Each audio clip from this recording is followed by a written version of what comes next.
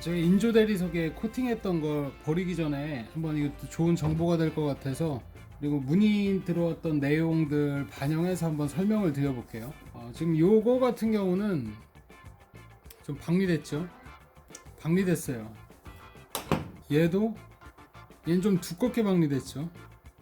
크랙이 가죠. 이제 이거는 박리되지 않고 잘 나왔어요. 그렇죠? 얘도 끝부분이 이렇게 박리가 되고 있죠. 이것도 잘 나왔고 크랙까지 않았고, 이건 되게 그 호주나 뭐 미국 같은 데에서 좋아할 법한 그런 천연 대리석에 코팅 잘 되는 그런 게 좀 잘 나왔는데, 요거 같은 경우도 다 크랙이 갔어요. 얘는 아예 없어졌어요. 다. 요거는 끝이 크랙이 갔네요. 자, 그럼 요거 하나를 보고서 한번 예를 들어 설명드려 보면, 얇은 부분은 크랙이 가지 않았어요. 두꺼운 부분으로 뭉친 쪽이 크랙이 갔죠. 자, 요거 기억해 두셔야 됩니다. 자, 그러면 여기 코팅한 것과 여기 코팅한 것이 큰 차이가 있느냐? 그렇지 않아요. 두께 차이. 자, 요걸 예를 들어 설명을 드려보죠. 자, 두꺼운 부분 두껍게 코팅하면 크랙이 갈 수밖에 없는 이유가 있어요. 얇은 것도 마찬가지고, 이 얇은 쪽은 크랙이 잘 안 가고 두꺼운 쪽은 크랙이 가요. 이 원리가 어떤 거냐면, 자석이 붙기 전에 이렇게 달라붙기 전이 사람이 봤을 때는 지촉 건조가 끝난 타이밍이고요. 이 실록산 같은 이런 규소화합물 같은 경우는 완전 반응하게 되면 이게 이렇게 초기에 이렇게 반응이 가기 시작할 때 사람 육안에는 지촉 건조가 마치 끝난 것으로 보이죠. 만져봐도 묻어나지 않고 딱딱하게 굳어가는 과정.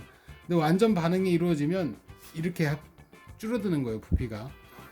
그러면 바닥면에 잡고 있는 힘보다 바닥면에 붙어 있어야 되는 힘이 더 센데, 자기들끼리 수축하는 힘이 더 세니까 이제 그 어디선가에는 지진이 발생하듯이 쪼개지는 거예요. 크랙이 발생하는 거고.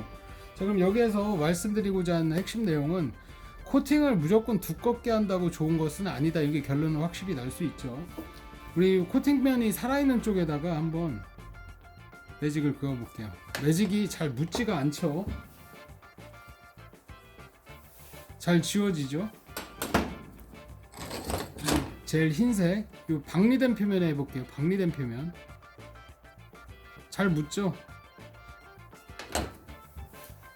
자, 그러면 박리된 표면은 이렇게 되고, 박리되지 않은 표면은 완전히 지워지죠.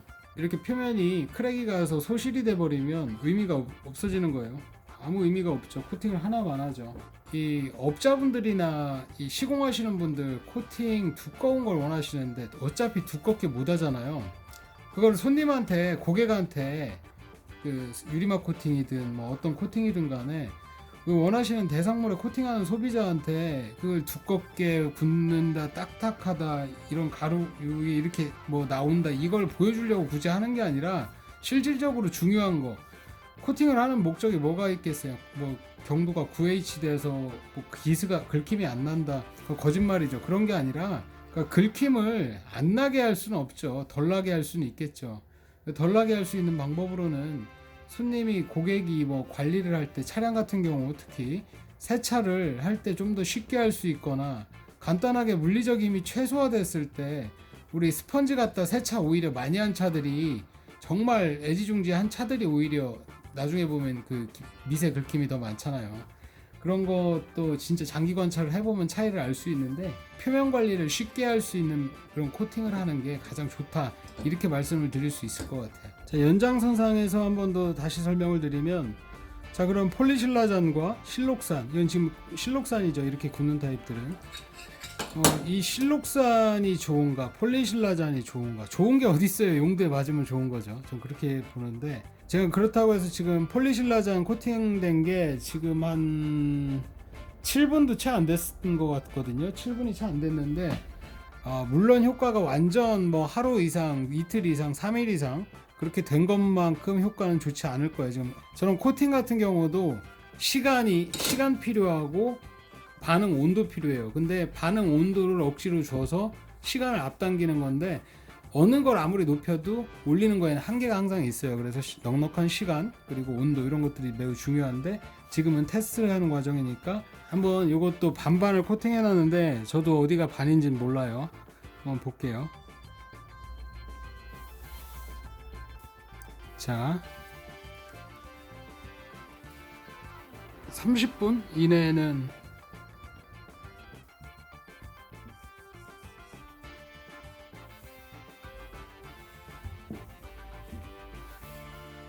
자, 1시간 정도 경화하니까 이런 효과가 나오네요. 30분만 하려고 했는데 1시간 5분에 넣어 놓으니까 코팅 효과가 이렇게 나옵니다.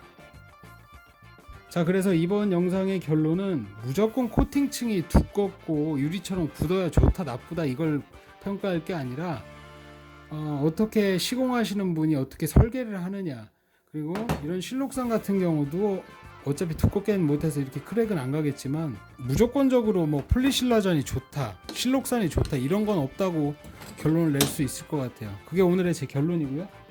뭐가 좋다 나쁘다 이런 건 딱히 없는 것 같습니다.